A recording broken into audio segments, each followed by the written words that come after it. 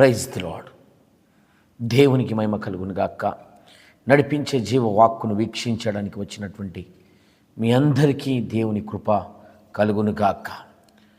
పరిశుద్ధ గ్రంథంలో నుండి ఈ దినమునకున్నటువంటి నడిపించే జీవవాక్కును, దేవుని మాటను మనము చదువుదాం. పరిశుద్ధ గ్రంథంలో నుండి యెషయా ప్రవక్త రాసినటువంటి గ్రంథము 58వ అధ్యాయము 11వ వచనాన్ని మనము చదివినట్టయితే మొదటి వచనము ఇలాగు రాయబడి ఉన్నది: యెహోవా నిన్ను నిత్యము నడిపించును.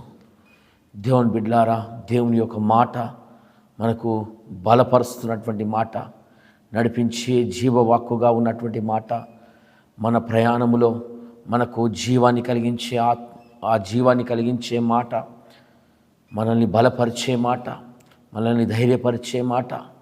దేవుని యొక్క మాట ఏమని ఉందంటే, దేవుని బిడ్డలారా, ఏమనేది ఈ దినమున పరిశుద్ధాత్మ దేవుడు మనకు సెలవిస్తున్నాడంటే, నేను నిత్యము నిన్ను నడిపిస్తానని మాట్లాడుతూ ఉన్నాడు. యెహోవా నేను నిత్యము నడిపించునని రాయబడ్డ దేవుని బిడ్డలారా. దేవుడి దినమున ఈ మాటను వింటున్నటువంటి నీతో దేవుడు చెప్తున్నటువంటి మాట, దేవుడు నిత్యము నిన్ను నడిపిస్తాడు. పరిశుద్ధాత్మ దేవుడు నిత్యము నిన్ను నడిపిస్తాడు. ఒక మాట సామెత గ్రంథంలో రాయబడ్డది: నువ్వు నడుచినప్పుడు నీ అడుగు ఇరుక్కున పడదు, నువ్వు పరిగెత్తున్నప్పుడు నీ పాదాలు తొట్టిల్లవు. యెహోవా నిన్ను నడిపిస్తున్నప్పుడు నీ అడుగులు ఇరుక్కున పడవు. యెహోవా నీకు తోడుగా ఉండి నీకు సహాయము చేస్తున్నప్పుడు నీ అడుగులు ఇరుక్కున పడవు. యెహోవా నీ హస్తము తోడుగా ఉండి నిన్ను నడిపిస్తున్నప్పుడు, నీ ఆత్మీయ పోరాటంలో నువ్వు పరిగెత్తుతున్నప్పుడు నువ్వు తొట్టిల్లవు, నువ్వు పడిపోవు, నువ్వు పడిన చోట ఉండవు. దేవుని మాట నీకు ఈ దినాన బయలుపరుస్తున్నటువంటి మాట.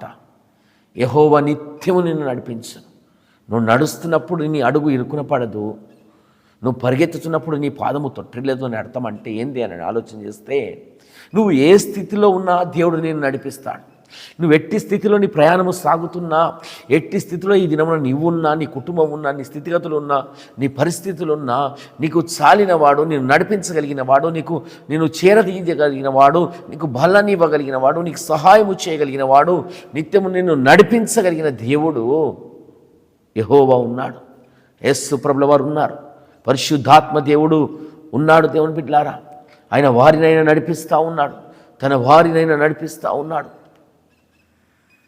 ఈ వచనంలో మనం చూసినట్లయితే ఆయన ఎప్పుడు మనల్ని నడిపిస్తాడంటే, క్షామకాలంలో నడిపిస్తాడు, కరువు కాలంలో నడిపిస్తాడు, నష్టకాలంలో నడిపిస్తాడు. ఆయన విడిచిపెట్టే దేవుడు కాదు. దుఃఖకరమైనటువంటి దినములలో కూడా నడిపిస్తాడు. సంతోషకరమైన సమయంలో కూడా ఆయన నిత్యము తోడుగా ఉంటాడు.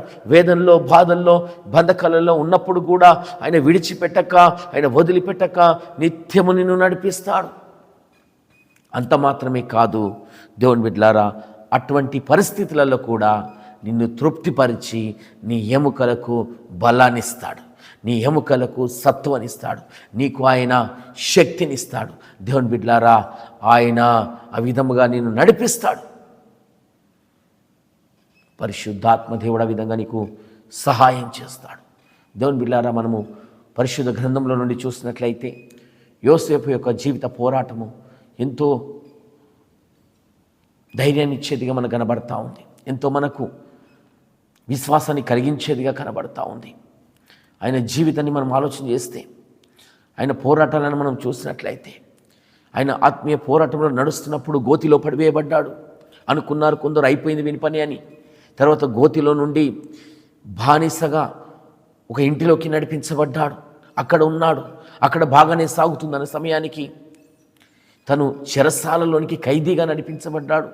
చెరసాలలో ఉన్నప్పుడు దేవుని బిడ్డలారా, తర్వాత దేవుడు సింహాసనం మీదకి ప్రధానమంత్రిగా ఆయన నడిపించాడు. ఆయన కష్టకాలం అంతా కూడా నడిపించాడు. ఆయన క్షామకాలం అంతా కూడా నడిపించాడు. ప్రతి చోట ఆయన హస్తం నుంచి తోడుగా ఉంచి నిత్యము ఆయన నడిపించాడు. దేవుని బిడ్డలారా, ఏ స్థితిలో దేవుడు నిన్ను విడిచిపెట్టాడు. నీ కష్టకాలంలో దేవుడు విడిచిపెట్టాడు. నీ బాధల్లో దేవుడు విడిచిపెట్టాడు. నీ సమస్యలో దేవుడు విడిచిపెట్టాడు.